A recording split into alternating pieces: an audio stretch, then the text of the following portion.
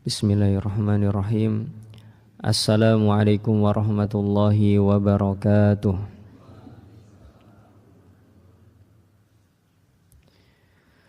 Innal hamdalillahi nahmaduhu wa nasta'inuhu wa nastaghfiruh wa na'udzu billahi min syururi anfusina wa min sayyiati a'malina. May yahdihillahu fala mudhillalah wa may yudlil fala hadiyalah. Ashhadu an la ilaha illallah wahdahu la syarika lah wa ashhadu anna Muhammadan abduhu wa rasuluh la nabiyya wa la rasula ba'dah.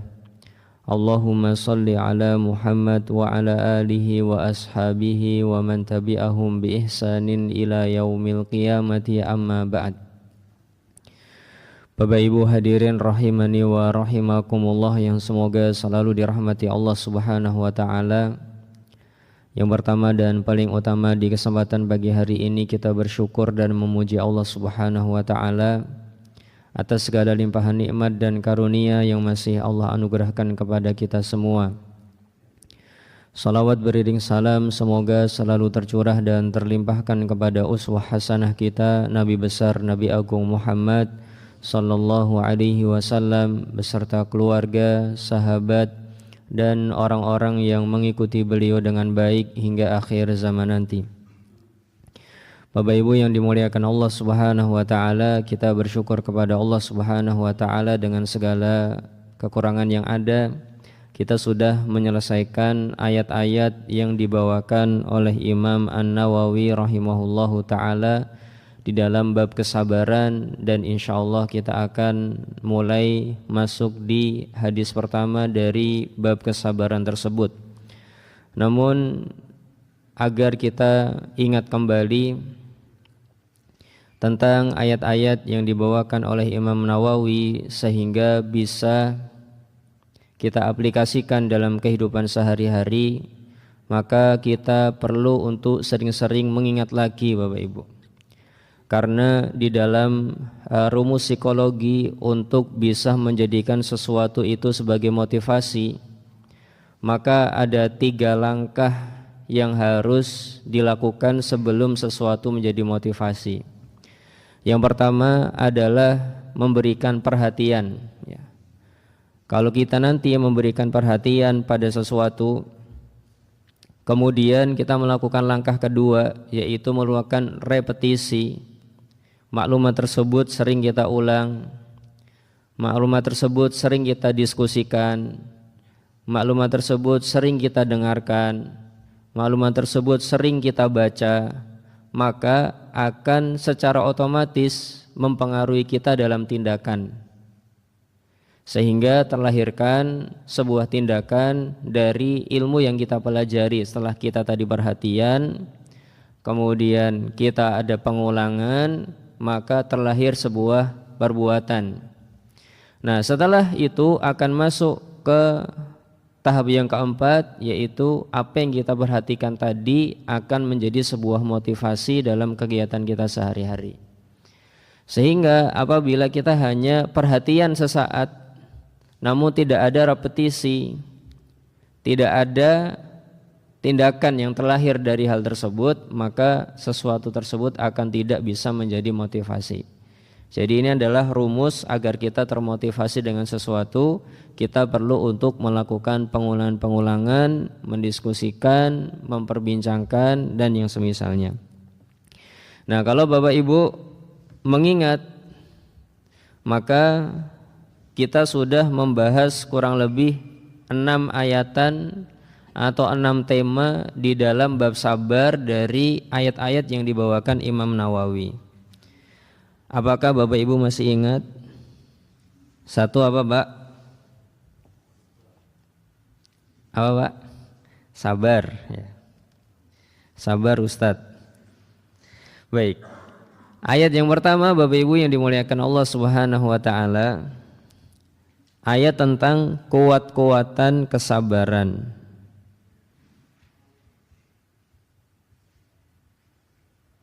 Kita diminta oleh Allah Subhanahu wa taala untuk kuat-kuatan kesabaran, memperkuat kesabaran. Masih ingat Bapak Ibu ayatnya bunyinya seperti apa?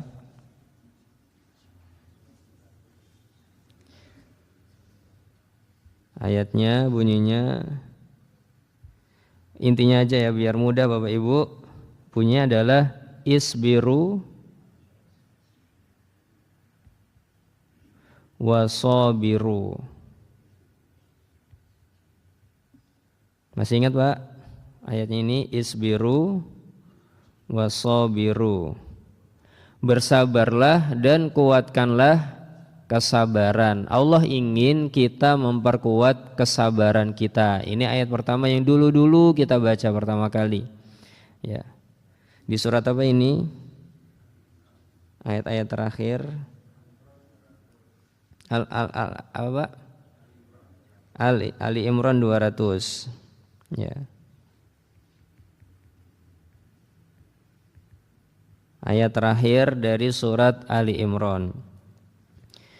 Baik, kemudian yang kedua adalah pernyataan Imam Nawawi bahwasannya ada hakikat kehidupan, ya.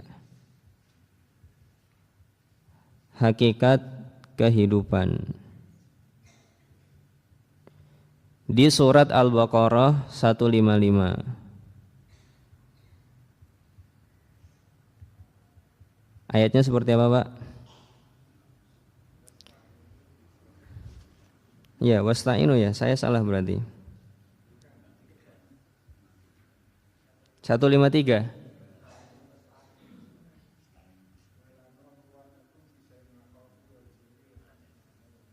Ya, yang 155 ini adalah walana buluwannakum bisyai'in minal khaufi dan seterusnya. Kami benar-benar akan menguji kalian dengan rasa takut, rasa lapar, kekurangan harta, ada yang meninggal dari keluarga kita, dan kekurangan buah-buahan. Jadi di situ ada hakikat kehidupan. Ya. Allah mengajarkan kita hakikat kehidupan. Dan Imam Nawawi pengen setelah kita kuat-kuatan kesabaran, kita tahu di mana saja medan-medan yang kita akan diminta untuk menguatkan kesabaran. Baik, setelah hakikat kehidupan di sana ada tambahan bahwasanya ada kabar gembira bagi orang-orang sabar. Kabar gembira bagi orang-orang yang sabar. Allah Subhanahu wa taala mengatakan wa basyiris sabirin. Berilah kabar gembira kepada orang-orang yang sabar. Masih di ayat tersebut ya. Dan lanjutannya. Kemudian di ayat tersebut juga disebutkan ciri-ciri orang yang sabar.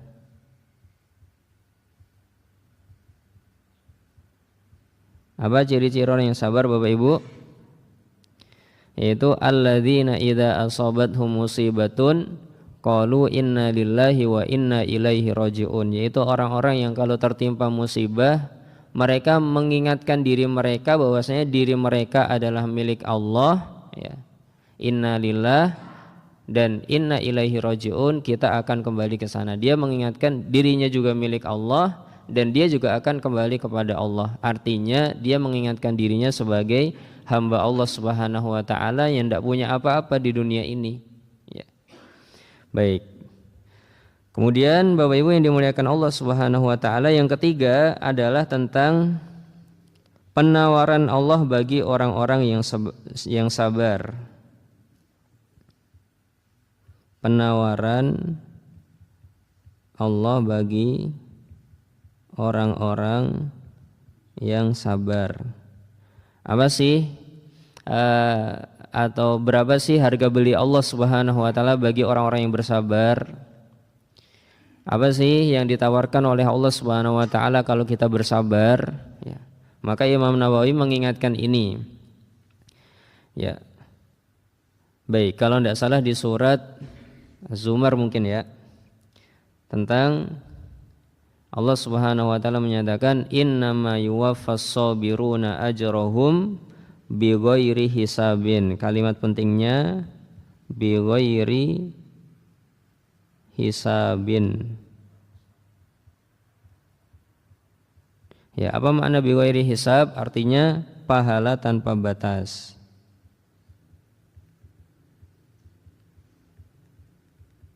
Ini penawaran yang sangat besar sekali dari Allah Subhanahu wa taala. Karena biasanya amal-amal soleh kita penawaran dari Allah adalah 10 kali lipatnya atau sampai 700 kali lipatnya, tergantung dari keikhlasan yang ada di dalam hati kita. Itu penawaran Allah. Misalkan seorang berinfak, matsalul ladzina yunfikuna amwalahum fi sabilillahi kamatsali habbatin ambatat sab'a sanabila fi kulli sumbulatin mi'atu habbah misalkan. Permisalan orang-orang yang menginfakkan hartanya di jalan Allah Subhanahu wa taala seperti orang yang menanam satu biji, kemudian satu biji itu mengeluarkan 7 tangkai seperti padi, kemudian setiap tangkai padi tadi mengeluarkan 100 butir. Artinya dari satu biji bisa dapat 700 butir. Ya. Wallahu yudha'ifu liman yasha, dan Allah melipat gandakan bagi siapapun yang dikehendaki. Wallahu wasi'un alim, dan Allah maha luas karunia-Nya dan maha mengetahui siapa yang pantas untuk dilipat gandakan dan siapa yang tidak pantas untuk dilipat gandakan. Itu beberapa tawaran Allah di amalan-amalan lainnya. Tapi kalau orang ini sabar, maka tawarannya pahala tanpa batas, kekayaan tanpa batas, ya. Ibaratnya seperti itu. Baik, bighairi hisabin. Kemudian yang keempat, Bapak Ibu yang dimuliakan Allah Subhanahu wa taala, Imam Nawawi mengingatkan kita bahwasannya meskipun ya, seseorang sudah tahu bahwasanya kita diminta untuk kuat-kuatan kesabaran oleh Allah. Kita pun sudah tahu di mana saja medan-medan yang kita akan diuji oleh Allah. Kita sudah tahu ada kabar gembira bagi orang-orang yang bersabar. Kita sudah tahu ciri-ciri orang yang bersabar. Kita sudah tahu penawaran Allah bagi orang-orang yang bersabar. Maka Imam Nawawi mengingatkan kita bahwasannya sabar ini hanya bisa dimiliki oleh orang-orang hebat. Ya. Baik, sabar ini hanya dimiliki oleh orang-orang hebat. Ya. Illa dzu haddin azim. Ya. Orang-orang yang punya kekuatan di dalam jiwanya. Kalau dia tidak hebat, maka pasti dia tidak akan bisa bersabar. Ya. Jadi sabar hanya bisa dimiliki oleh orang-orang yang hebat. Ya. Sebagaimana Allah berfirmankan, walaman sabara wa ghafara, walaman sabara wa ghafara inna dzalika lamin azmil umur. Ya. Di surat Asy-Syura ayat 43.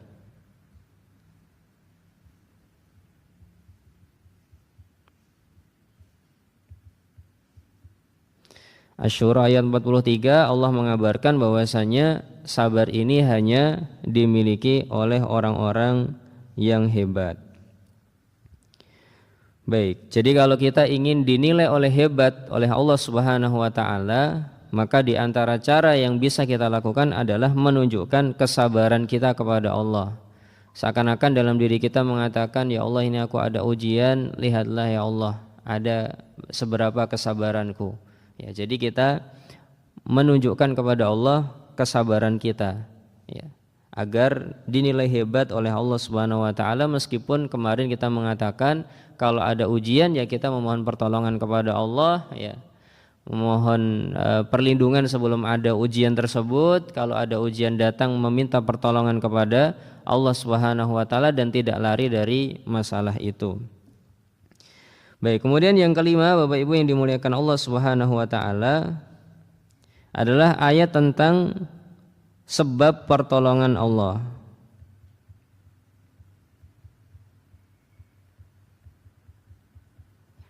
Maksudnya adalah Allah akan memberikan pertolongan apabila seseorang melakukan sebuah syaratnya. Di antara syarat yang diajukan oleh Allah Subhanahu wa taala adalah ista'inu bis-sabri wassalah. Mintalah pertolongan kepada Allah Subhanahu wa taala dengan sabar dan salat. Jadi untuk kita bersabar, maka kita perlu untuk terus melakukan perintah-perintah Allah Subhanahu wa taala ya. Dan perlu memohon pertolongan kepada Allah Subhanahu wa taala. Sambil sabar tetap menjalankan perintah-perintah Allah Subhanahu wa taala, tidak pergi dari kewajiban-kewajiban yang dibebankan. Baik, jadi sebab pertolongan Allah, sabar itu sebab pertolongan Allah. Kalau nggak salah surat Al-Baqarah 153. Kemudian di ayat yang lainnya ya, Allah Subhanahu wa taala menyatakan bahwasanya ini juga susah ya. Jadi tetap sabar sambil sholat ini susah. Sebagaimana Allah Subhanahu wa taala juga menyatakan ya, illa 'alal khashi'in ya. Itu adalah sesuatu yang susah kecuali bagi orang-orang yang khusyuk ya. Baik. Wa innaha lakabiratun illa 'alal khashi'in. Mintalah pertolongan kepada Allah dengan sabar dan salat, dan ini sesuatu yang besar kecuali bagi orang-orang yang khusyuk. Artinya ini juga susah. Allah kabarkan ini susah melakukan ini. Makanya kita perlu untuk mengulang-ulang tadi biar menjadi motivasi kalimat-kalimat ini ya, referensi ini diulang-ulang, diperhatikan, kemudian setelah itu didiskusikan, dibicarakan, diobrolkan, kemudian baru bisa masuk di dalam tindakan-tindakan kita, dan setelah itu akan menjadi motivasi bagi kita. Itu rumus motivasi tadi. Kemudian yang terakhir, yang keenam, ayat yang dibawakan oleh Imam Nawawi adalah Allah ingin kita menunjukkan kesabaran kita. Kalau tidak salah di sini di surat Muhammad ayat 31. Allah Subhanahu wa taala menyatakan walanabluwannakum hatta na'lamal mujahidina minkum was-sabirin. Dan kami benar-benar akan menguji kalian sampai kami mengetahui siapa yang bersabar dan siapa yang bersungguh-sungguh ya.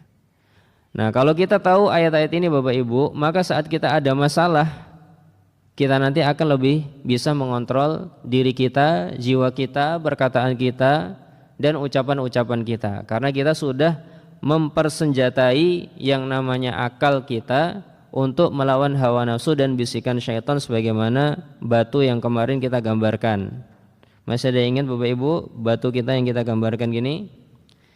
Ya, ini batu di lautan, maka akan ada yang terapung dan akan ada yang di bawah air. Yang di atas namanya apa, Pak? Tindakan. Tindakan ini bentuknya apa? Ucapan dan perbuatan. Siapa yang mendasari ucapan dan perbuatan kita, Pak? Di sini yang mendasari ada dua. Secara umum ada dua, yaitu nafsu atau syahwat. Yang berikutnya adalah akal. Ya, itu yang mendasari. Di bawahnya di sini ada yang mendasari lagi, yaitu setan. Dan di bagian sini namanya alam bawah sadar. Otomatisasi, tindakan-tindakan yang sudah sering kita lakukan sehingga menjadi otomatisasi. Entah alam bawah sadar ini yang mempengaruhi akal, ataukah yang mempengaruhi syahwat, atau yang mempengaruhi syaitan. Kalau tidak kita aktifkan akal kita, maka yang kita lakukan adalah apa yang dibentuk oleh alam bawah sadar. Nah, di sini ada yang namanya dosa yang menghalangi efek dari kolbu dan ruh. Nah, ini tadi Bapak Ibu, kalau kita ingat ayat-ayat ini tadi, maka kita sudah mempersenjatai akal. Jadi akal ini sudah kita kasih senjata.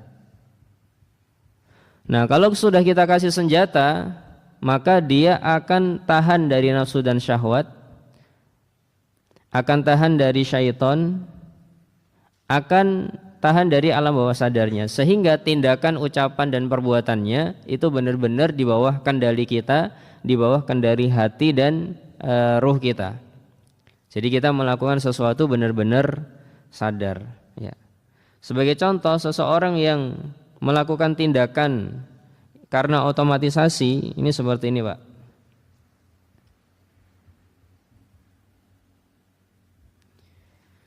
Nah, di video ini adalah contoh tindakan yang hanya berdasarkan, mohon maaf, ini nggak usah pakai nadanya ya. Baik, ini contoh orang yang melakukan tindakan karena otomatisasi dan nafsunya saja, tidak memakai akalnya. Ya. Sudah dibuatin penghalang biar seseorang itu lewat jalur yang benar, tapi tetap aja milih jalur yang salah terus. Ya. Ini contoh seseorang yang melakukan tindakan karena nafsunya, karena alam bawah sadarnya, tidak disadari dengan akalnya. Nah, kita tidak ingin dalam kehidupan sehari-hari kita seperti ini terus. Ya. Apa yang kita inginkan udah lakukan aja, tapi kita mempersenjatainya dengan ilmu untuk akal kita sehingga kita benar-benar di bawah kendali tindakan-tindakan kita. Yaitu harapannya seperti itu Bapak Ibu. Ini saya memohon agar sering-sering diulang ayat-ayatnya, kemudian bisa menjadi tindakan dalam kehidupan sehari-hari, kemudian bisa menjadi motivasi kita untuk bersabar sehingga kita bisa menjadi orang yang mendapatkan kabar gembira dari Allah, bisa mendapatkan pertolongan dari Allah, bisa mendapatkan pahala yang tidak terhingga dari Allah Subhanahu wa taala. Jadi ayat-ayat ini tadi sudah menggabungkan tentang gambaran kehidupan, kemudian apa yang harus kita lakukan,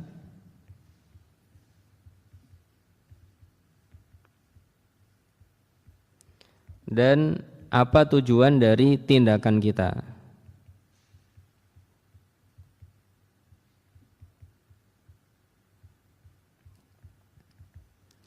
Baik. Nah, ini adalah murajaah kita tentang ayat-ayat Allah Subhanahu wa taala yang dibawakan Imam Nawawi agar kita lebih bisa bersabar. Beliau berusaha menggambarkan kehidupan, beliau berusaha mengajarkan kita apa yang harus kita lakukan, ya. Kemudian beliau juga sudah mengajarkan kepada kita apa tujuan dari tindakan yang kita lakukan tersebut, ya. Baik, sekarang kita masuk ke hadis nomor 25 Bapak Ibu di kitab Riyadhus Shalihin. Disebutkan di sini wa an Abi Malikin Al-Harits ibni Asimin Al-Asy'ari. Dari Abu Malik Al-Harits bin Asim Al-Asy'ari, semoga Allah Subhanahu wa taala meridhai beliau. Rasulullah sallallahu alaihi wasallam bersabda, "At-tuhuru syatrul iman." Kesucian setengah dari keimanan. Kemudian walhamdulillahi tamlaul mizan. Kalimat syukur yang bunyinya segala pujian itu hanya milik Allah,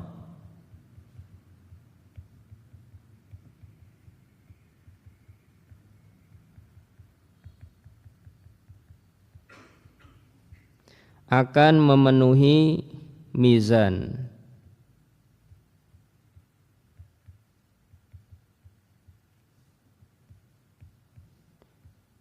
Yang ketiga kata Nabi sallallahu alaihi wasallam, wa subhanallahi walhamdulillahi tamla'ani aw tamla'u ma bainas samawati wal ardi. Kalimat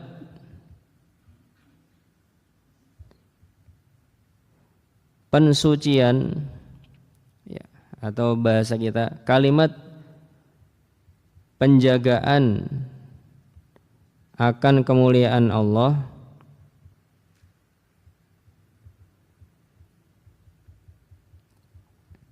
dan kalimat syukur, segala pujian hanya untuk Allah, akan bisa memenuhi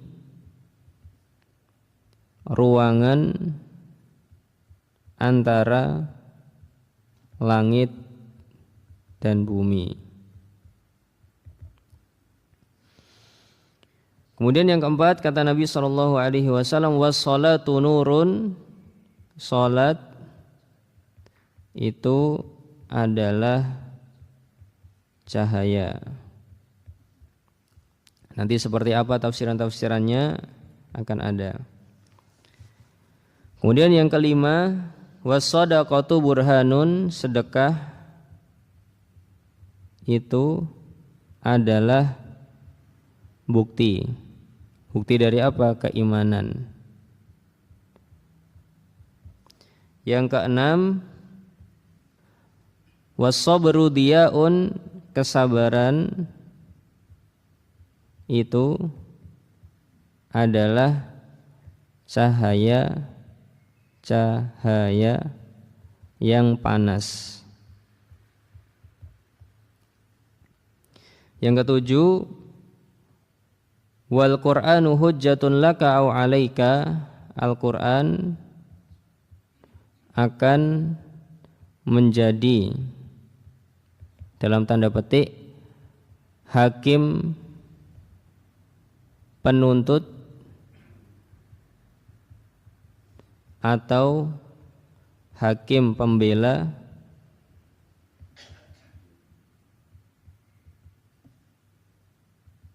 bagi manusia.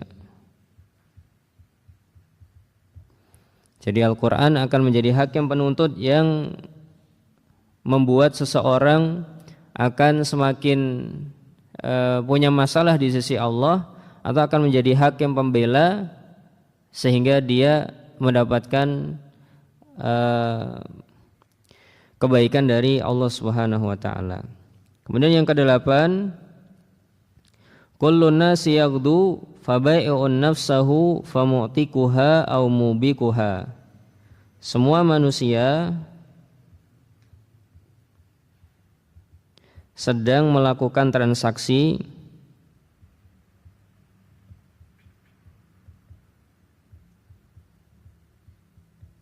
dengan Allah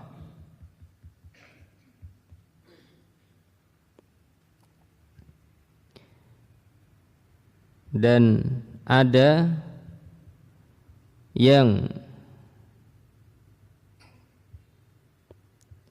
berhasil menyelamatkan dirinya dari neraka atau membinasakan dirinya.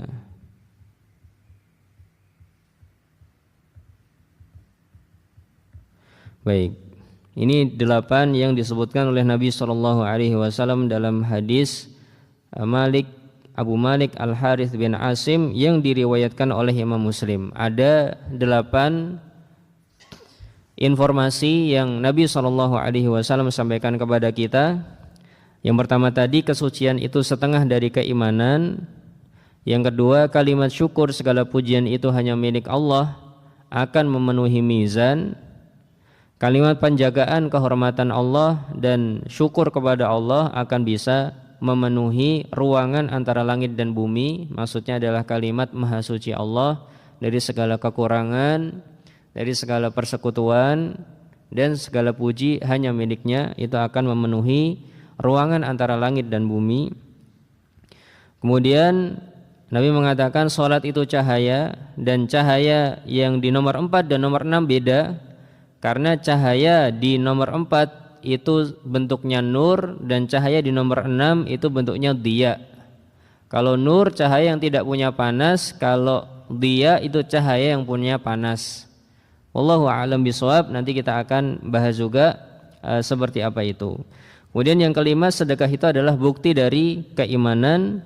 Yang nomor 7, Al-Quran akan menjadi hakim penuntut atau hakim pembela bagi manusia. Kemudian yang ke-8, semua manusia tanpa terkecuali sedang melakukan transaksi jual beli dengan Allah.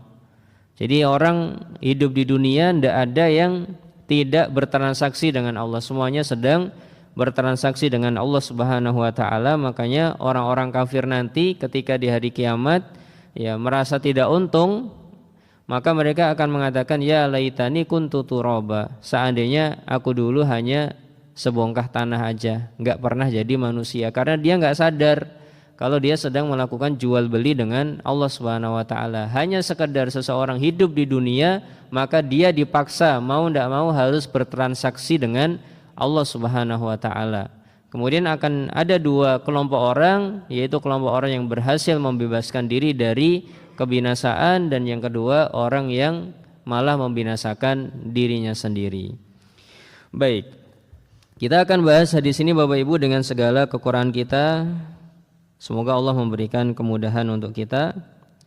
Masih ada sekitar 20 menit lagi maksimal sampai waktu syuruk. Kita bahas yang mampu kita bahas. Baik, kita bahas dulu dari Abu Malik Al-Asy'ari. Apa yang bisa kita ambil pelajaran dari Abu Malik Al-Asy'ari?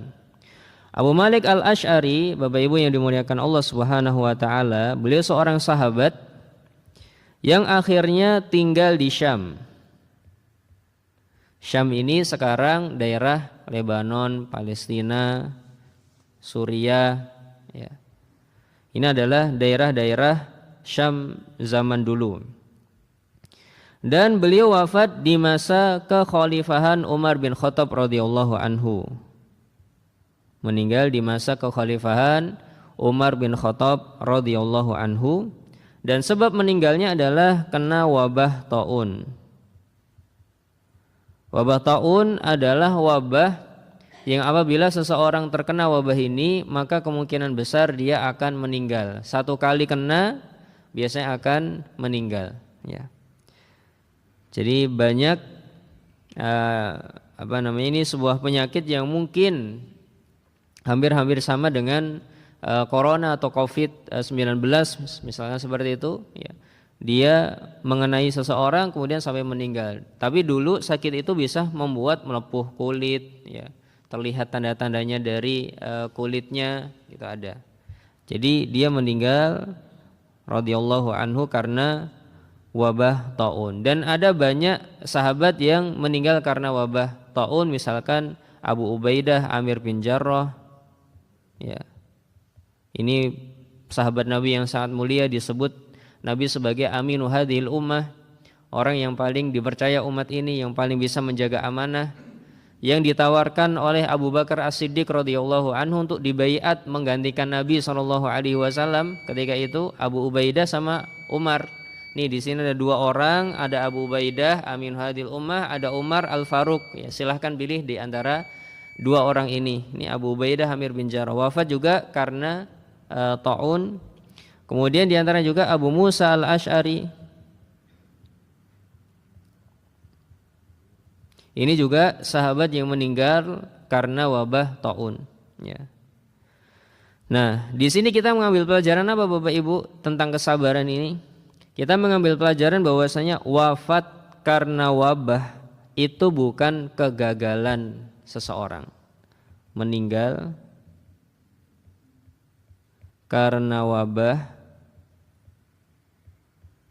atau sakit itu bukan kegagalan seseorang. Karena terkadang ada orang-orang yang berpikir, wah dia meninggalnya susah ya. Meninggalnya ada penyakit-penyakit dulu. Maka itu bukan menunjukkan Allah ridha ataupun Allah tidak ridha. Ya. Begitu juga orang yang meninggal karena sehat misalkan. Ya. Seseorang meninggal sehat, selamat dari wabah, maka bukan berarti itu sebuah kesuksesan dan bukan berarti Allah Subhanahu wa taala sayang kepadanya. Ini tidak menjadi ukuran. Ini harus digarisbawahi Bapak Ibu. Jadi ini bukan ukuran.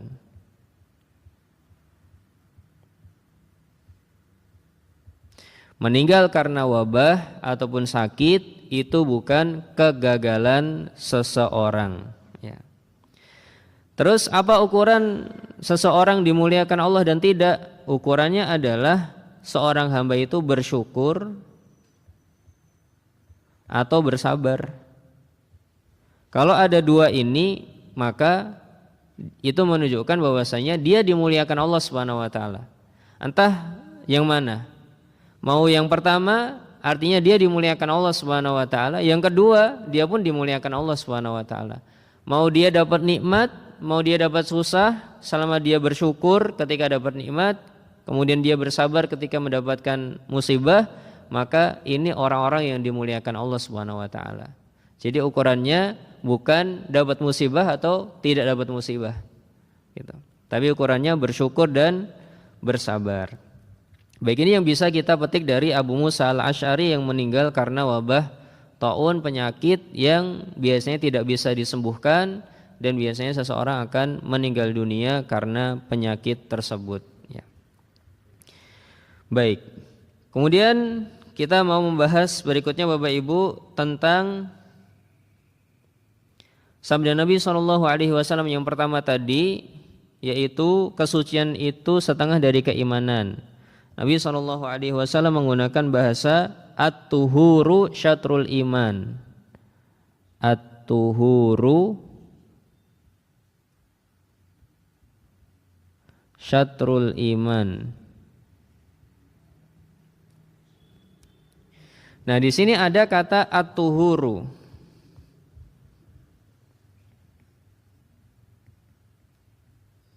Tuhur. Ya. At-tuhur syatrul iman. Nah, kita ingin memberikan informasi kepada Bapak Ibu, ada perbedaan antara tuhur dan tohur. Ada yang pakai U, ada yang pakai O. Sebagaimana ada suhur sebenarnya dan ada kata sahur. Pakainya fathah semua. Tohur juga pakai fathah. Jadi di sini pakainya fathah. Tuhur pakainya dhamma. Suhur pakainya dhamma. Ya. Contoh juga misalkan wudu. Ada juga wadu. Pakai fathah, pakai dhamma. Ini di dalam bahasa Arab ada dialek seperti ini. Nah, bedanya apa? Suhur dan sahur, wudu dan wadu, ya. Bedanya Bapak Ibu, untuk yang dhammah pakai U, ini adalah perbuatan. Jadi kalau tuhur di dalam bahasa Arab artinya perbuatan bersuci. Kalau suhur artinya perbuatan sahur. Kalau wudu artinya perbuatan wudu. Nah, kalau yang pakai fathah itu adalah medianya. Tohur artinya media untuk bersuci, air, tanah misalkan, debu. Sahur adalah media untuk sahur, ya makanannya, ya minumannya, gitu. Wadu artinya adalah media untuk berwudu, airnya misalkan, gitu. Namanya wadu. Jadi ada perbuatan, ada medianya, ya. Nah, biasanya kita di Indonesia tidak membedakan dialek ini. Mau perbuatan maupun medianya pakai bahasa satu, ya. Biasanya contoh wudu, ya sudah wudu, kita nggak mengenal kata wadu. Suhur dan sahur, maka yang kita kenal sahur, tidak mengenal suhur. Mau perbuatan mau medianya jadi satu. Dan ini tidak ada masalah karena ini hanya permasalahan dialek bahasa. Tinggal nanti kita memahami kalimatnya sesuai dengan konteksnya. Oh, kalau di bahasa Arab ada perbedaan seperti ini, kalau di Indonesia tidak ada perbedaan seperti ini. Ya. Mas sahur dulu mas. Ya. Artinya sebenarnya mas makan sahur dulu, ya lakukan sahur, bukan mas makanan sahur gitu kan. Misalkan mas sahur, bukan artinya mas kamu makanan sahur, bukan. Tapi mas lakukan perbuatan sahur. Gitu. Mas tolong beri aku wudu mas. Ya. Maksudnya beri aku air wudu untuk berwudu. Ya. Bukan memerintah wudu. Gitu ya Bapak Ibu. Ini adalah dialek di dalam bahasa Arab. Baik, kemudian Bapak Ibu yang dimuliakan Allah Subhanahu wa taala, apa maksud dari aktivitas bersuci adalah setengah keimanan? Maka sebagiannya mengatakan at-taharatu bil ma' au badalahu anil hadasi wan najisi. Atau kita bahas dulu tentang aktivitas bersuci ini. Apa yang dimaksud aktivitas bersuci di sini? Artinya adalah menghilangkan hadas atau najis. Jadi at-tuhuru syatrul iman artinya adalah aktivitas bersuci menghilangkan hadas atau najis.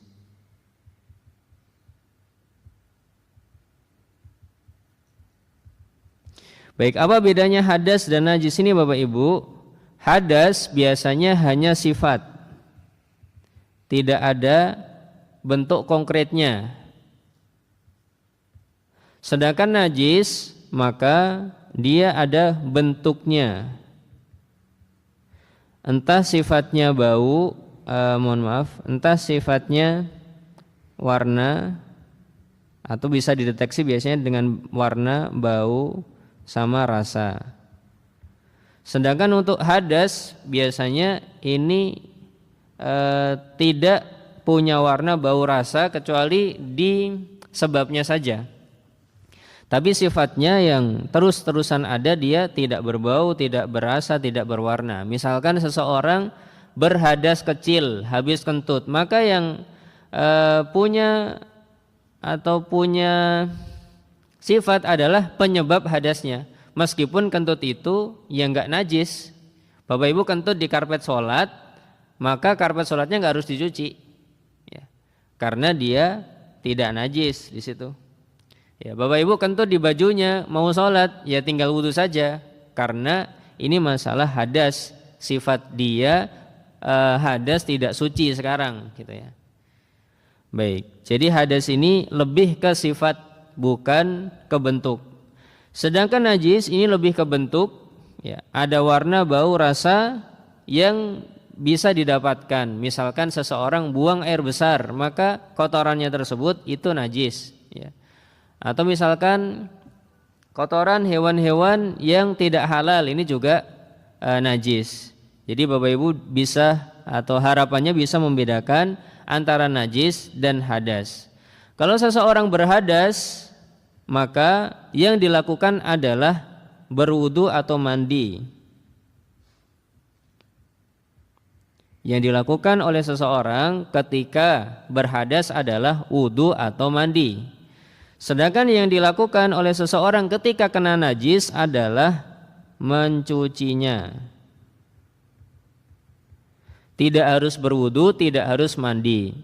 Misalkan seseorang terkena air kencing anaknya, ya, padahal dia sudah berwudu mau sholat, maka dia tidak perlu berwudu lagi, cukup membasuh tangan yang terkena najis tadi, karena dia tidak sedang berhadas, cuman dia terkena najis, ya. Nah, itu perbedaan antara hadas dan najis. Semoga Bapak Ibu bisa membedakan hadas dan najis ini. Baik, kemudian sebagian ulama mengatakan annat taharahuna ma'nawi. Ada juga yang mengatakan bahwasanya kata Nabi aktivitas bersuci itu adalah sebagian dari iman. Maksudnya adalah pembersihan yang sifatnya maknawi. Bagi apa itu? Yaitu bagi hati kita. Nah, pembersihan bagi hati kita yang sifatnya qalbu tadi, ya. Prosesnya di mana? Ya, ini pembersihan bagi dosa-dosa yang ada di sini. Pembersihan bagi dosa-dosa ataupun sifat-sifat yang bisa menutupi hati kita sehingga bisa memberikan efek kepada akal kita. Sebagian ulama mengatakan ini proses pembersihan hati sehingga dia bisa mempengaruhi pada akal, ya. Sehingga akal ini bisa mempengaruhi pada ucapan dan perbuatan. Ini maksud yang kedua, ya. Baik. Terus mana yang lebih utama dari dua ini? Wallahu a'lam, dua-duanya bisa benar, tapi ada juga riwayat dari Imam At-Tirmidzi, ada sebagian riwayat mengatakan al-wudu'u syatrul iman.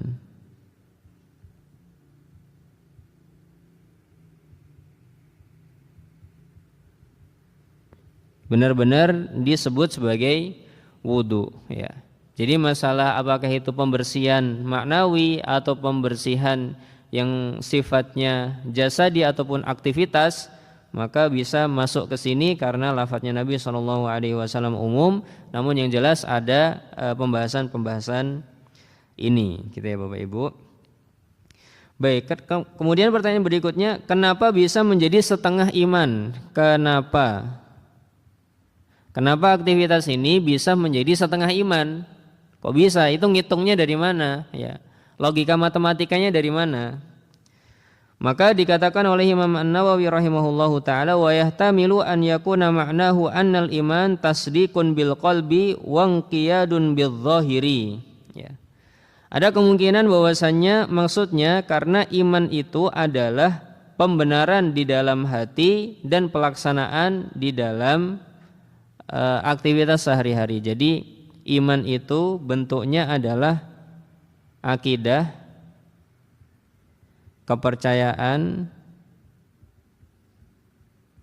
mindset, pola pikir, dan yang semisalnya. Dan yang kedua bentuknya adalah tindakan. Yang mana tindakan ini bisa jadi ucapan, bisa juga perbuatan. Ya. Nah, karena pembersihan ini misalkan mengena kepada hati kita, jadi ini lebih, kalau pembahasan di Imam Nawawi lebih ke arah hati, ya. Maka ini adalah setengah dari keimanan, karena iman itu isinya adalah keyakinan, akidah, kepercayaan, mindset, pola pikir, plus tindakan yang sifatnya ucapan atau perbuatan. Maka ini setengah, ini juga setengah, ya. Baik, ini sebagian makna dari keimanan tersebut. Misalkan tadi wudu setengah dari iman, maksudnya adalah sholat itu tindakannya, sedangkan wudu itu adalah pembersihan kesuciannya, ya. Ini setengah, ini setengah. Baik. Kemudian di antara maknanya tadi Bapak Ibu, kalau pembersihan hati artinya kita diminta untuk membersihkan diri dari kesyirikan. Kesyirikan artinya, kalau di sini, ini masih berapa menit kita Bapak Ibu? Tinggal 1 menit setengah ya. Waktu saya tinggal 1 menit setengah. Kalau kesyirikan artinya ruhnya ini yang benar-benar, atau kolbunya ini yang benar-benar mati. Karena di sini ada 3 tingkatan. Ada 3 tingkatan hati: hati yang mati, hati yang sakit, hati yang sehat. Ya. Nah, kita diminta untuk membersihkan hati atau menghidupkan hati yang mati. Hati yang mati kayak apa? Hati yang punya kesyirikan di sini. Dia sampai nggak kenal siapa Tuhannya. Di hati yang kufur misalkan, menisbatkan kenikmatan-kenikmatannya kepada selain Allah Subhanahu wa taala, padahal yang ngasih Allah Subhanahu wa taala. Ini hati yang sedang mati dia. Kita minta untuk dihidupkan gitu. Kemudian hati yang setengah mati, nanti ada hati yang riya misalkan dalam melakukan amalan dia melakukan riya, dia setengah mati dia. Atau bisa digabungkan juga ke hati yang sakit untuk riya ini. Misalkan juga sum'ah, sombong, ya sum'ah bangga diri, ya kesombongan, hasad, iri, dengki, malas, rendah diri, cinta dunia, cinta maksiat, tamak, nafsu, amarah, ya. Ini adalah sifat-sifat yang bisa melukai si qalbu. Hatinya sedang sakit kalau kita punya rasa-rasa ini tadi. Ada sum'ah, sombong, hasad, iri, dengki, malas. Malas itu juga hatinya sedang sakit dia, harus disembuhkan. Jiwa yang kerdil, rendah diri, enggak berhak untuk dihargai orang lain, merasa enggak berhak dihargai oleh orang lain misalkan, ya. Cinta dunia, cinta kemaksiatan, tamak, ya, enggak pernah mau mengalah, nafsu, amarah, suka marah-marah misalkan, maka ini juga masih di posisi hati yang sakit. Nah, kita diharapkan bisa menuju hati yang sehat, ya. Diharapkan bisa menuju hati yang sehat. Sebagaimana Nabi SAW mengatakan, idza sholahat sholahal jasadu kulluh. Di dalam jiwa seseorang ada satu gumpal daging. Kalau dia sehat, maka akan sehat semuanya. Wa idza fasadat fasadal jasadu kulluh. Kalau itu sudah rusak, jelek, maka rusak seluruh jasadnya. Baik, untuk sementara kita sampai di sini dulu Bapak Ibu. Kita lanjutkan lagi di kesempatan berikutnya. Intinya kita sedang membahas toharoh, dan di antara toharoh yang merupakan setengah keimanan ini adalah pembahasan tentang pembersihan hati, di mana hati itu ada 3 tingkatan, ada hati yang mati, ada hati yang sakit, ada hati yang sehat, dan harapannya kita belajar terus untuk bisa mencapai hati yang sehat. Wallahu taala alam bisawab. Subhanakallahumma wa bihamdika asyhadu an la ilaha illa anta astaghfiruka wa atubu ilaik. Assalamualaikum warahmatullahi wabarakatuh.